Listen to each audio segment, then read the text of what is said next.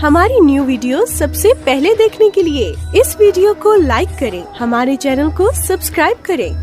आज के हमारे इस वीडियो में हम आपके लिए जन्माष्टमी पर्व की पावन कथा लेकर आए हैं। द्वापर युग में पृथ्वी पर लगातार पाप और राक्षसों का अत्याचार बढ़ने लगा। तब पृथ्वी गाय का रूप धरकर ब्रह्मा जी के पास गई। तब ब्रह्मा जी ने सभी देवताओं के साथ पृथ्वी की व्यथा सुनी और सभी मिलकर भगवान विष्णु के पास गए, जहां ब्रह्मदेव भगवान विष्णु से बोले, हे नारायण, अब समय आ गया है जब आपको पृथ्वी पर 8वें अवतार के रूप में अवतरित होना ही होगा। आपने सही कहा ब्रह्मदेव, मैं पृथ्वी के उद्धार हेतु ब्रज में कंस की बहन देवकी के गर्भ से जन्म लूंगा।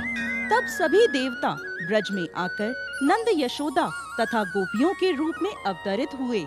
कुछ समय बाद मथुरा के राजा उग्रसेन का पुत्र, जो बहुत अत्याचारी स्वभाव का था, उसने उग्रसेन को कारागृह में डाल दिया और मथुरा नगरी में राज करने लगा। सिपाहियों, पिताजी महाराज को कारागृह में बंदी बना दो। आज से इस मथुरा नगरी पर मेरा राज होगा। आशीर्वाद दीजिए पिताजी।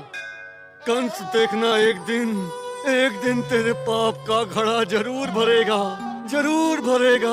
वहीं दूसरी ओर उग्रसेन के छोटे भाई देवक की पुत्री देवकी की शादी की तैयारियां चल रही थीं। महाराज वासुदेव, मैं अपनी बहन देवकी से बहुत ही स्नेह करता हूँ, इसीलिए मैं अपने रथ पर आपको लेकर चलूंगा। कंस देवकी और वासुदेव को छोड़ने चलता है। तभी रास्ते में तेज गर्जना के साथ आकाशवाणी हुई, हे कंस, जिस देवकी को तू बहुत स्नेह से अपने साथ लेकर जा रहा है, इसके गर्भ से जन्मा 8वां पुत्र तेरा काल बनकर तेरा वध करेगा। नहीं नहीं नहीं नहीं, ऐसा नहीं हो सकता। देवकी का पुत्र मेरा काल बनेगा। नहीं नहीं, ऐसा नहीं हो सकता। यदि ऐसा है तो मैं वासुदेव का ही वध कर देता हूँ, फिर तो मुझे कोई डर नहीं रहेगा। नहीं भैया नहीं, मैं वादा करती हूँ, मेरी 8वीं संतान पैदा होते ही मैं आपको दे दूंगी, लेकिन आप इनका वध मत करो भैया, मत करो, मुझ पर दया करो। तो ठीक है, लेकिन अब से तुम दोनों मथुरा के कारागृह में मेरे बंदी बनकर रहोगे। कंस ने वासुदेव और देवकी दोनों को काल कोठरी में बंदी बना लिया। समय बीतता गया। जैसे ही देवकी के कोई भी पुत्र पैदा होता, कंस उसे ले जाता और मार देता।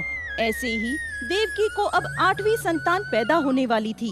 सुनो सिपाहियों, देवकी की 8वीं संतान के पैदा होने का समय पास आ रहा है। कारागार का पहरा और कड़ा कर दिया जाए। जो आज्ञा महाराज। उधर वासुदेव के मित्र नंद की पत्नी यशोदा को भी संतान होने वाली थी।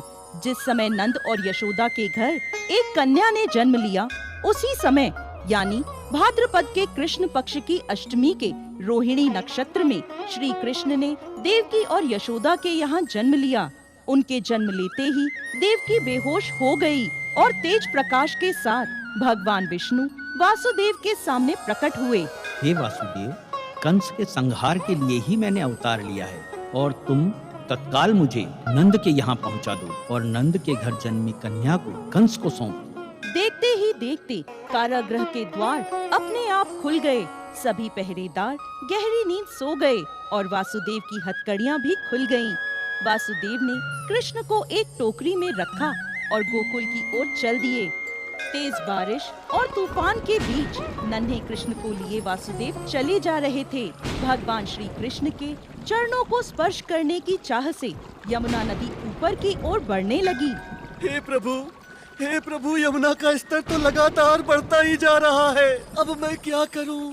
तभी भगवान श्री कृष्ण ने अपना पैर टोकरी से लटका दिया। यमुना जी भगवान के चरण छूने के बाद वापस घटने लगी। अब वासुदेव नंद के घर पहुंच जाते हैं। मित्र नंद, मैं अपने इस बालक को तुम्हें सौंप रहा हूँ। ये बालक कंस का काल है और यही बड़ा होकर मथुरा वासियों को कंस के अत्याचारों से मुक्ति दिलाएगा। वासुदेव माया रूपी नंद की कन्या को लेकर वहाँ से चल दिए। उनके लौटते ही कारागृह के द्वार बंद हो जाते हैं। वासुदेव के हाथों में हथकड़ियां पड़ जाती हैं और सिपाही नींद से जाग जाते हैं। अरे ये तो बच्चे की रोने की आवाज है। महाराज कंस को सूचना देता हूँ। अरे ये क्या? ये तो पुत्री की जगह पुत्री है। महाराज की जय हो, महाराज की जय हो। महाराज, देवकी ने पुत्री की जगह पुत्री को जन्म दिया है। क्या? ऐसा कैसे हो सकता है? पुत्र की जगह पुत्री? विधि का विधान कैसे बदल गया? भैया इसे छोड़ दो भैया, ये तो पुत्री है। आपका काल तो मेरा पुत्र था, इसे छोड़ दो। परंतु कंस ने देवकी की एक ना सुनी और उस कन्या को वध करने ले गया। तभी वह कन्या उसके हाथ से छूटकर देवी का स्वरूप धारण कर लेती है। हे क्रूर कंस, मुझे मारकर तुझे कोई लाभ नहीं मिलेगा। तुझे मारने वाला तो जन्म ले चुका है और गोकुल में पहुंच गया है। ये देखकर कंस गुस्से से भर गया और उसने भगवान श्री कृष्ण को मारने के अनेकों प्रयास किए। अंत में भगवान श्री कृष्ण ने बकासुर, पूतना तथा कंस जैसे राक्षसों का वध कर पृथ्वी की रक्षा करी। जय श्री कृष्ण।